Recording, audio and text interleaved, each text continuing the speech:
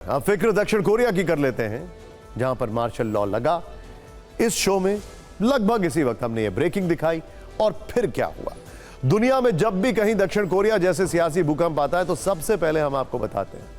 हमने आपको इसी शो में बताया था, लेकिन सुबह होते होते पिक्चर बदल गई। अब इसी वजह से वहां के राष्ट्रपति की कुर्सी पर खतरा है।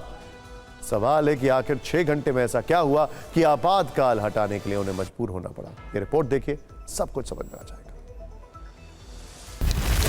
3 दिसंबर 2024, सियोल, दक्षिण कोरिया, रात 10:30 बजे।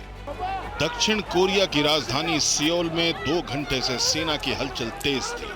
संसद और दूसरी सरकारी इमारतों पर सेना के जवानों को क्यों तैनात किया जा रहा है, ये बताने के लिए राष्ट्रपति यून सुक योल टीवी पर आए। मार्शल लॉ 1987 में संसदीय लोकतंत्र शुरू होने के बाद दक्षिण कोरिया के लोगों ने यह शब्द कभी नहीं सुना था। मार्शल लॉ का मतलब था दक्षिण कोरिया में लोकतंत्र खत्म और सैन्य शासन शुरू।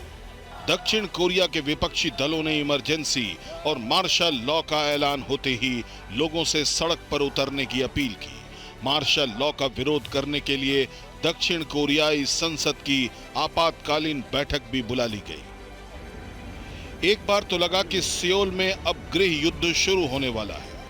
हजारों लोगों ने रात में संसद भवन को घेर लिया। सेना के साथ उनकी झड़प भी शुरू हो गई। इसी झड़प के बीच कोरियाई संसद का आपात सत्र शुरू हुआ, जिसमें 300 में से 190 सांसद मौजूद थे। उन सभी सांसदों ने मार्शल लॉ के खिलाफ प्रस्ताव पारित कर दिया।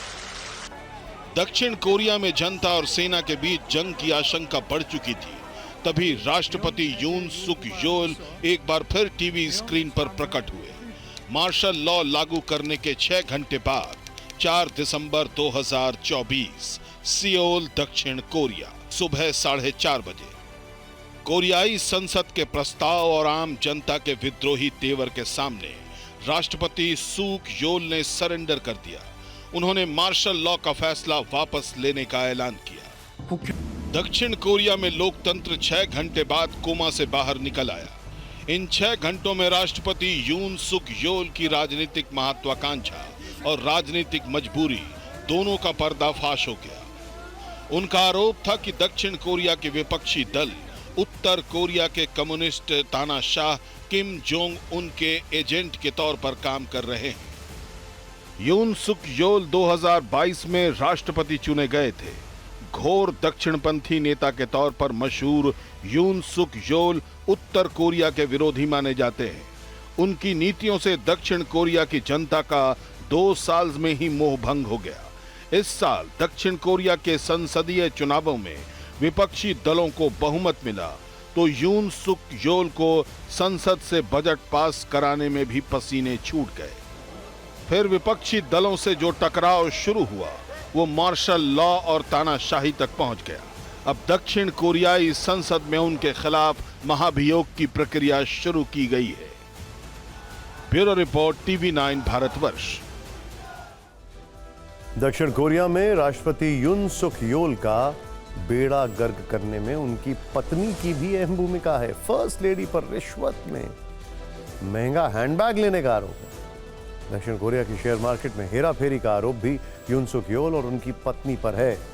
1 साल पहले अपनी पत्नी के स्टिंग ऑपरेशन में फंसने के बाद राष्ट्रपति को सरेआम माफी भी मांगनी पड़ी थी।